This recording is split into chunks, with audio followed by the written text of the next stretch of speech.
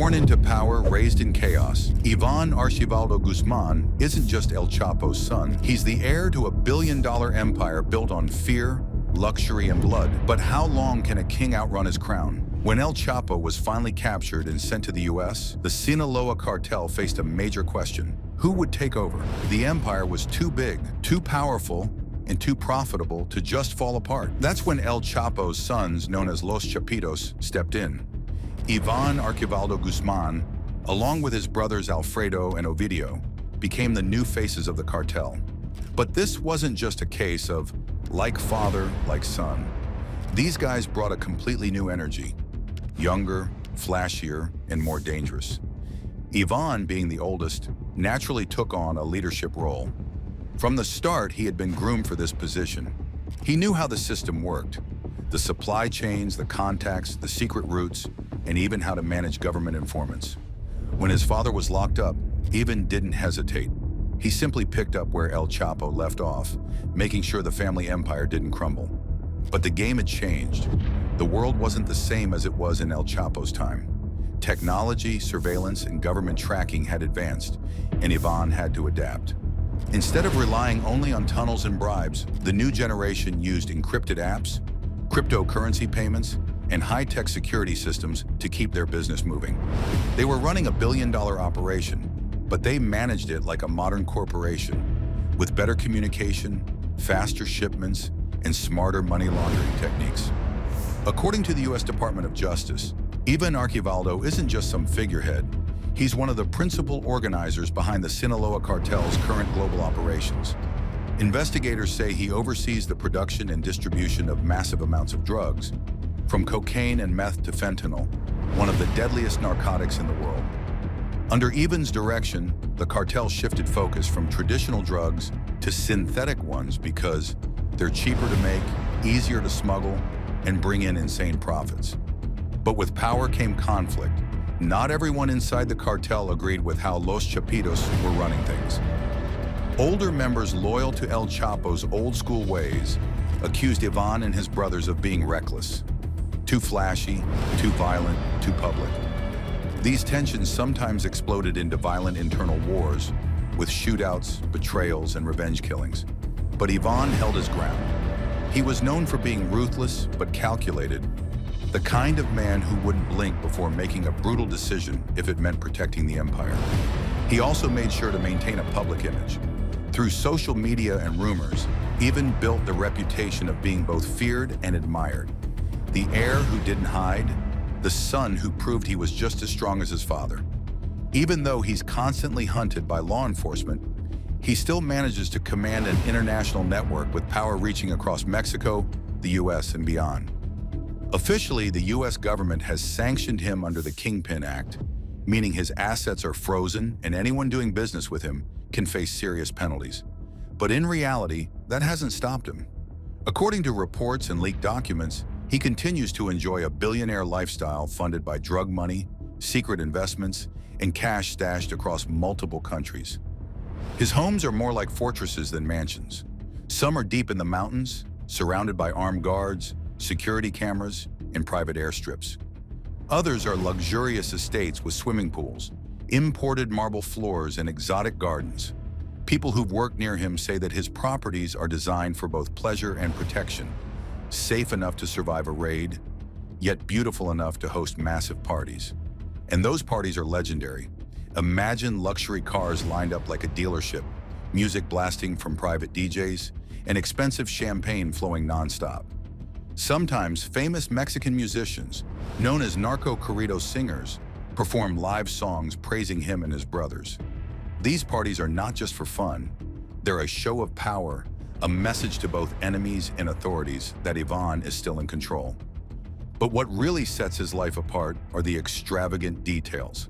He's known for collecting exotic animals, tigers, lions, and rare birds, because in his world, owning dangerous pets is a symbol of dominance. His cars are another obsession. Lamborghinis, Ferraris, armored SUVs, and even custom-made bulletproof trucks that look like they came out of an action movie. Of course, Iván doesn't live like a normal celebrity. Every trip, every purchase, every phone call must be carefully planned. He moves constantly between safe houses, uses encrypted phones, and travels with heavily armed convoys. Even his bodyguards are carefully chosen for loyalty and skill. For someone with that much money, freedom is limited. He can't just take a vacation or post openly online without risking exposure. Still, he manages to maintain a public image. Photos of luxury cars, expensive watches, and designer outfits have circulated online, sometimes leaked by those close to him, other times shared to keep his myth alive. These glimpses show a man who enjoys the spotlight, but also hides behind layers of protection. Iván knows that in the cartel world, loyalty can change overnight. That's why he rules through both money and fear. People who cross him, or even think about it, don't get a second chance. It's this mixture of charm and ruthlessness that keeps him on top. And while he often appears calm in public, everyone around him knows that one wrong move can trigger violence instantly. One of the most infamous examples of his power came in 2019 during the Battle of Culiacán. That day, Mexican authorities captured his younger brother, Ovidio Guzmán, in an attempt to extradite him to the US. But Iván and his network weren't about to let that happen. Within hours, chaos erupted across the city. Armed gunmen flooded the streets, set cars on fire, and clashed with soldiers. Civilians were trapped, and Culiacán turned into a war zone. The violence was so intense that the Mexican government had to release Ovidio to stop the bloodshed. Think about that. A country's military was forced to back down because of Iván's reach and influence. That moment showed the world how much power Los Chapitos still held. It wasn't just about guns and money anymore. It was about forcing a government to kneel. But that kind of power comes with a price. Since then, Iván has been one of the most hunted men in Mexico. The US government continues to push for his arrest, adding him to most wanted lists and offering large rewards for information leading to his capture. Despite that, he remains elusive, moving through safe houses, constantly guarded, always a step ahead. Even his public face is part of his strategy. While he tries to keep a low profile now, his reputation speaks louder than any social media post. People in Mexico's cartel world see him as untouchable, a living legend who commands both respect and fear. Yet deep down, everyone knows that in this game, one mistake can bring everything crashing down. Over the years, Iván has learned that staying rich and powerful isn't just about selling drugs. It's about turning that dirty money into something clean-looking. To do that, he's connected to a mix of legitimate and illegitimate businesses that act as fronts. These include real estate projects, construction companies, luxury car dealerships, nightclubs, and even car washes. On paper, they look like honest, booming businesses. But behind the scenes, they're part of one of the world's most complex money laundering systems. Let's say a nightclub in Culiacán makes $50,000 a month in cash. Iván's team can easily mix drug money with that income and report it as legitimate earnings.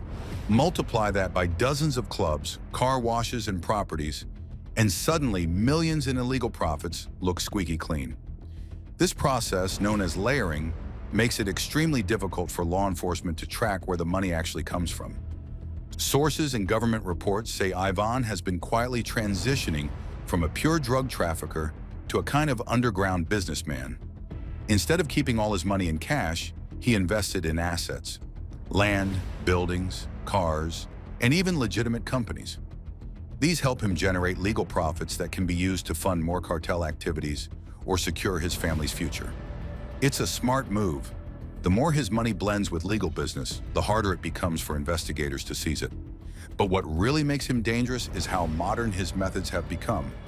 Iván's network uses cryptocurrency, offshore accounts, and fake invoices to move funds across borders without raising alarms. Some reports suggest he even works through layers of fake companies in different countries, each one masking the one below it. By the time authorities trace one account, the money has already been transferred 5 times and mixed with legal investments.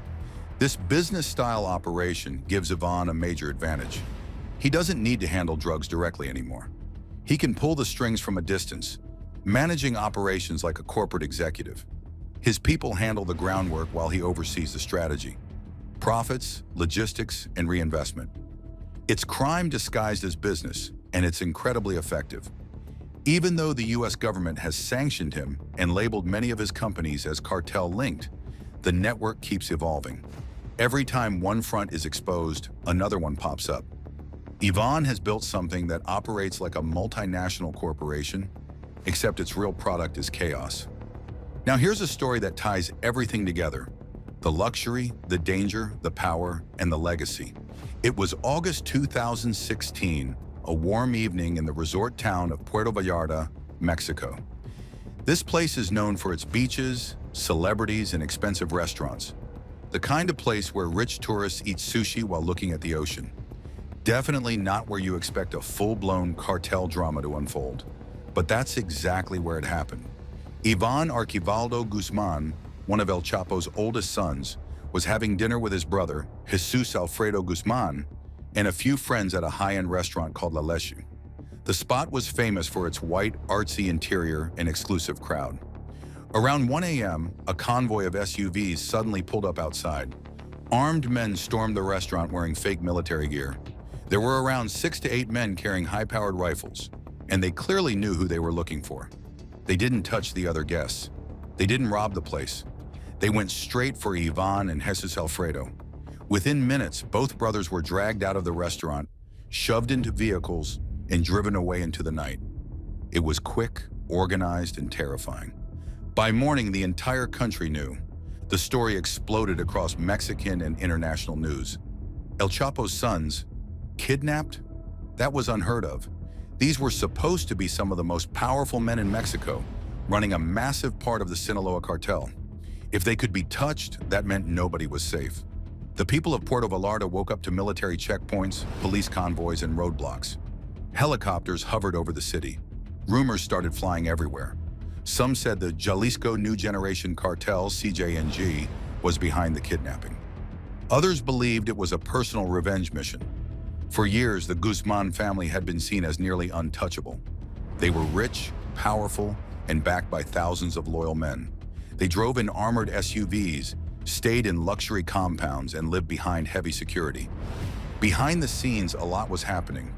According to reports later published by Wikipedia, Reuters, and The Guardian, the kidnapping was indeed carried out by the CJNG, led by Nemesio Oseguera Cervantes, better known as El Mencho.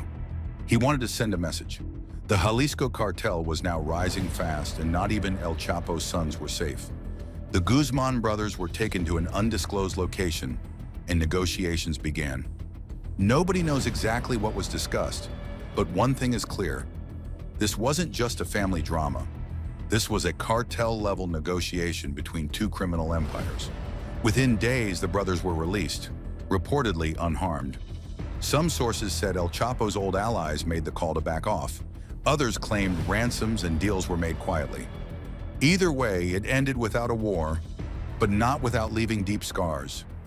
So when someone managed to kidnap two of El Chapo's sons, and in a public place full of witnesses, it was like someone had declared war. Even the Mexican government was nervous. If the Sinaloa cartel struck back, it could mean open chaos on the streets. After the kidnapping, Iván became even more cautious. He reportedly increased his personal security, moved operations more discreetly, and stayed out of public view for a while. But the event also changed how people saw him.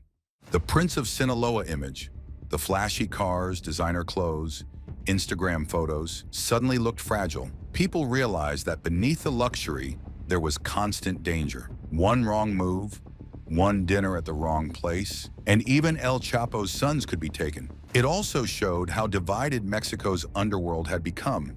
The old unity that once made the Sinaloa cartel so powerful was now cracking. New rivals were stepping up, new wars were brewing, and the balance of power was shifting. That night in Puerto Vallarta was more than just a kidnapping. It was a symbol. It showed the strange world Iván lives in, a mix of wealth and violence, fame and fear, power and paranoia. On one hand, he enjoys luxury vacations, high-end cars, and respect from his followers. On the other, every move he makes could lead to death, betrayal, or arrest. The restaurant kidnapping brought all of that to the surface. The luxury and danger weren't separate worlds anymore. They were the same. The empire he helped run was built on risk, and that night it came crashing into reality. Since his father's final arrest and extradition to the United States, Iván has become one of the main targets of international law enforcement.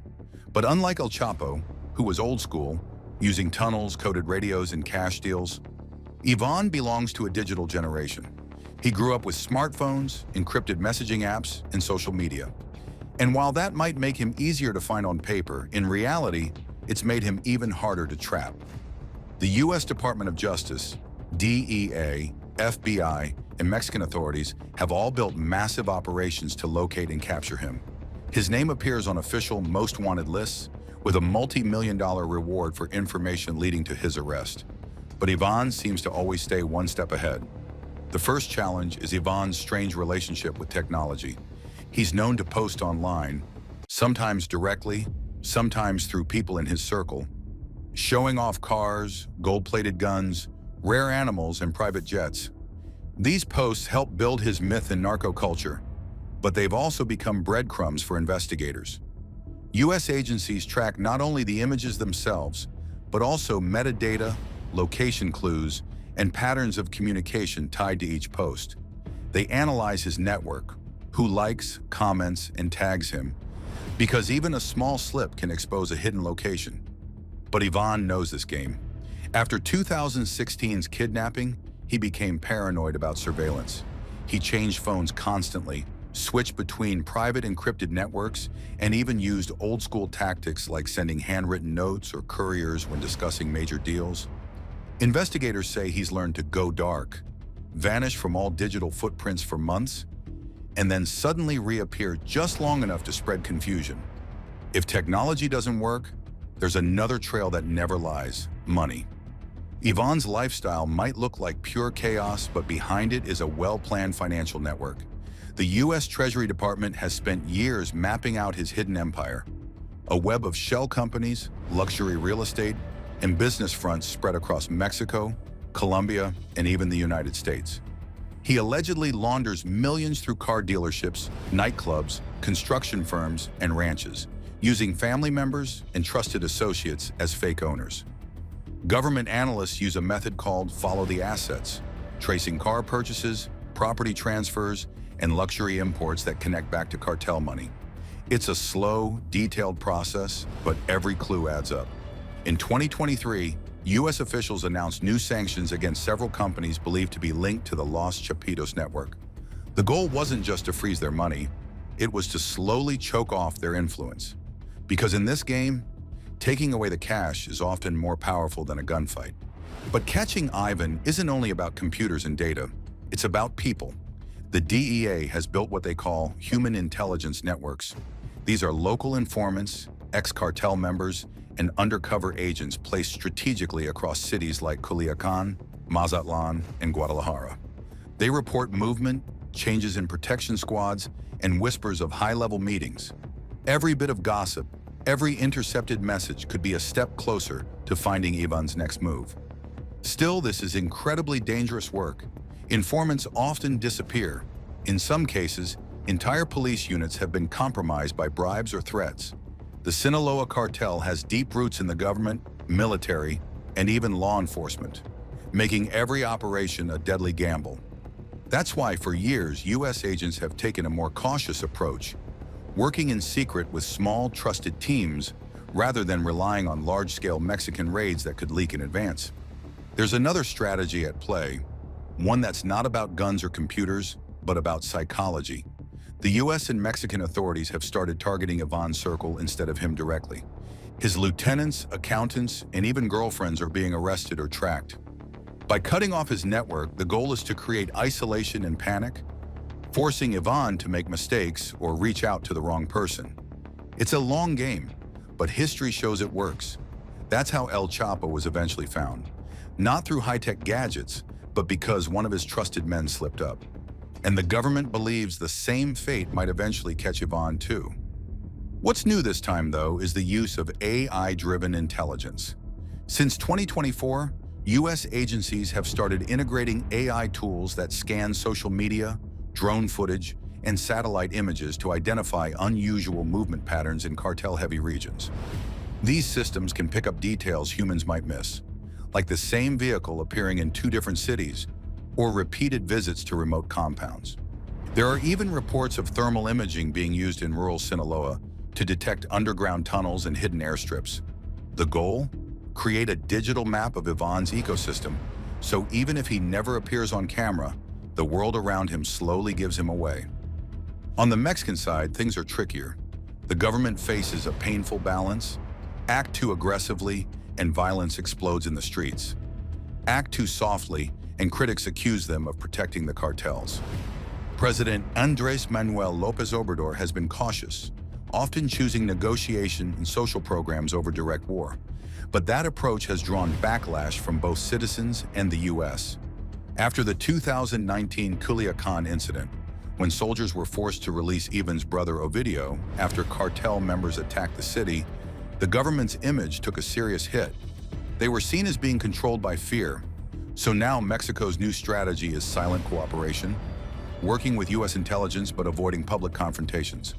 Quiet arrests, asset freezes, and economic pressure have replaced dramatic military raids. Despite all this, Iván remains free. For locals in Sinaloa, he's both feared and strangely admired. Some see him as a protector who provides jobs and stability. Others see him as a ruthless criminal responsible for countless deaths. The irony is that the same fame that makes him a legend also makes him easier to track. Every song written about him, every whisper of his latest party, gives investigators more to work with. But catching him won't be easy, not because he's invisible, but because the system protecting him runs deep. It's not just one man, it's an entire ecosystem of loyalty, power, and silence. If you enjoyed this deep dive, hit like, drop a comment, and subscribe for more stories they don't want told.